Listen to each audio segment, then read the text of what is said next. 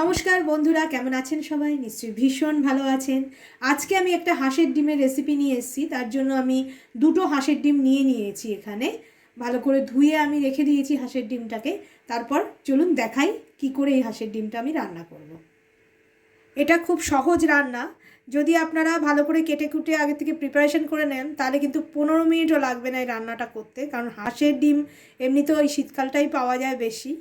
আর এইসব রান্না কষিয়ে করতে গেলে অনেকেই বিরক্ত হয়ে যান, কিন্তু খুব সহজেই আজকে রান্নাটা আপনাদের সামনে আমি করে দেখাবো। দেখবেন সবাই কিন্তু রান্নাটা করে খেতে পারবেন। আমি প্রথমেই ফ্রাই প্যানে দিয়ে দিচ্ছি সর্ষের তেল।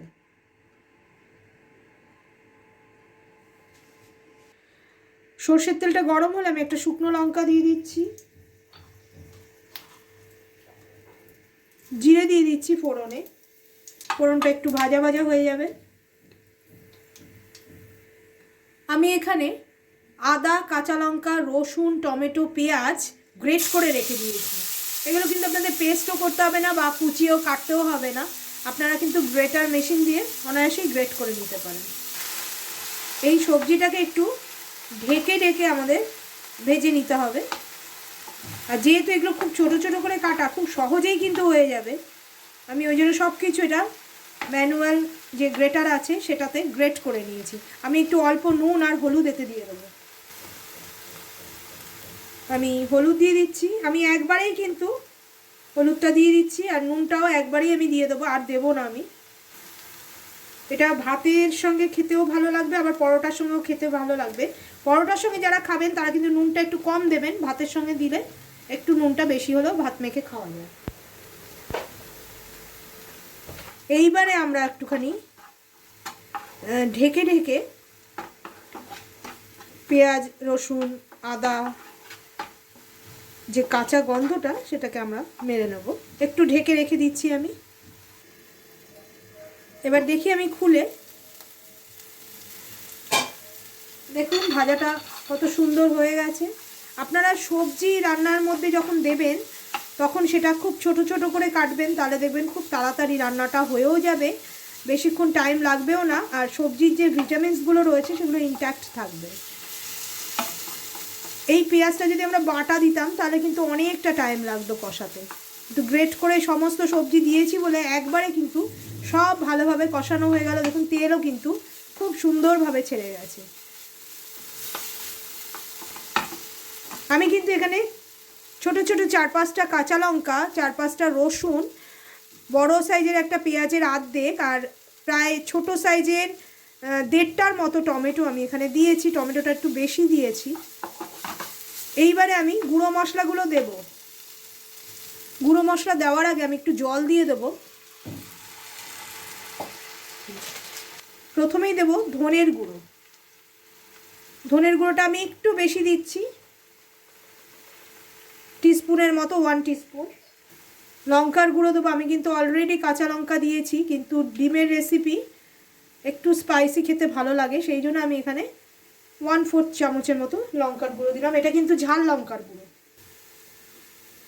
আমি দিলাম জিরের গুঁড়ো।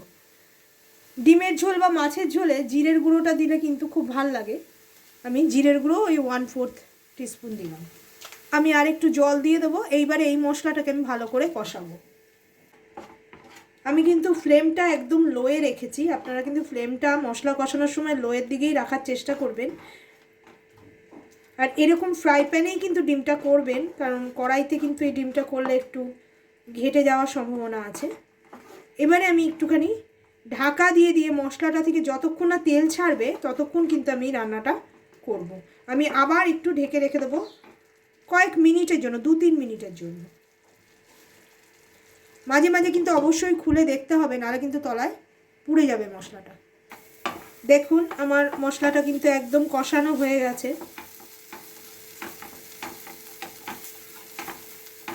একদম তেল ছেড়ে গেছে, দেখতেই পাচ্ছেন। নুন টুন আমার সবই ঠিক হয়েছে। এইবারে আমি জল দিয়ে দেবো। দেখুন আমি 1/2 কাপের মতো জল দিয়ে দিয়েছি। এবার একটু জলটা ফুটে উঠবে।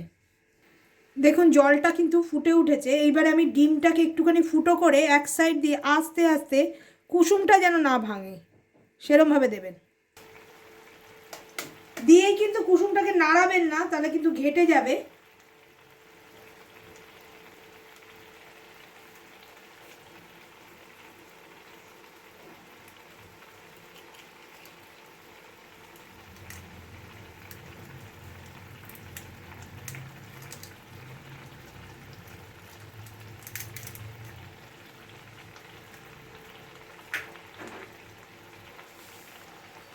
আমার একটা কুসুম একটু ছড়িয়ে গেল, তবে তাতে কোনো প্রবলেম নেই, কুসুমটা এক জায়গায় জমে যাবে। আর একটা দেখুন কি সুন্দরভাবে হয়েছে। এবারে আমি একটু ঢেকে রেখে দেবো যাতে ডিমের কুসুমটা ভেতর থেকে সেদ্ধ হয়ে যায়। আমি আর নুন টুন কিছু দিলাম না, অনেকে ওপর থেকে কিন্তু একটু নুনও দিয়ে দিতে পারেন যারা বেশি নুন খান, তবে এর ভেতর সব নুন টুন ঢুকে যাবে। আমি একটু চাপা দিয়ে রেখে দেবো। দেখুন ডিমটা কিন্তু জমে গেছে।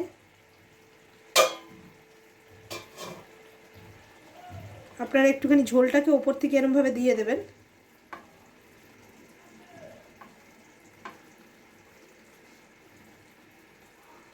দেখুন কি সুন্দর উঠেছে। ডিম সেদ্ধও করতে হলো না, ডিমের অমলেটও করতে হলো না, অথচ সহজেই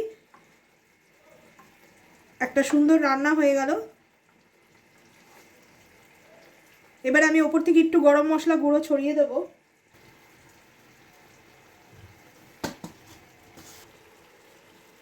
আর দিয়ে দেবো একটু ঘি। হাঁসের ডিমে একটা গন্ধ থাকে যেটা অনেকে পছন্দ করেন না, একটু ঘি গরম মশলা দিলে ভালোই লাগে। আর উল্টানোর দরকার নেই, এরমভাবেই রেখে দেবেন। ঠান্ডা হলে মোটামুটি এই জলটা অনেকটাই শুকিয়ে যাবে। আর হাঁসের ডিমটা বেশি সেদ্ধ করবেন না, বেশি সেদ্ধ করলে শক্ত হয়ে যায়। আমরা তো এরকম নরমই খাই, যারা একটু শক্ত খেতে চান তারা খাবেন শক্ত। কিন্তু দেখুন ডিমটা কিরম জমে গেছে। এরকমভাবে আপনারা ফ্রাই প্যানে করবেন, তাহলে কিন্তু আপনারা সুন্দরভাবে করতে পারবেন।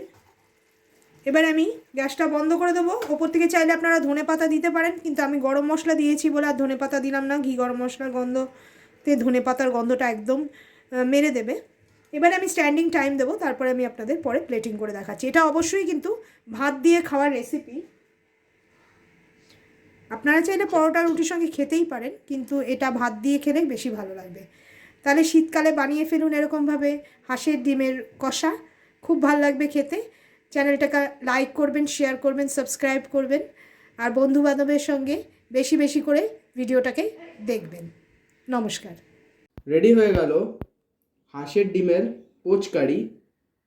দেখুন কালারটা কিন্তু অসাধারণ লাগছে দেখতে। আপনারা কিন্তু ডিমটাকে দিয়ে বেশি বয়েল করবেন না, তাহলে কিন্তু ডিম হার্ড হয়ে যাবে, আর খেতেও ভালো লাগবে না। এটা কিন্তু হাঁসের ডিম দিয়েই অসাধারণ লাগবে, মুরগির ডিম দিয়ে করলে অত টেস্ট কিন্তু পাবেন না আপনারা। আর এটা কিন্তু আপনারা ঝরঝরে গরম ভাতের সাথে বেশি ভালো লাগবে। রান্নাটা আপনারা অবশ্যই কিন্তু ট্রাই করবেন, আর আমাদের কমেন্টের মাধ্যমে লিখে জানাবেন রান্নাটা আপনাদের কেমন লাগলো। ভিডিওটাকে বেশি বেশি করে লাইক করবেন, বন্ধুবান্ধব আর রিলেটিভসদের সাথে বেশি বেশি করে শেয়ার করবেন, সাবস্ক্রাইব করবেন, আর পাশে থাকা অল বাটনটি ক্লিক করে দেবেন এমনি ঘরোয়া আর রোজকার রান্নার নোটিফিকেশন পাওয়ার জন্য। ধন্যবাদ।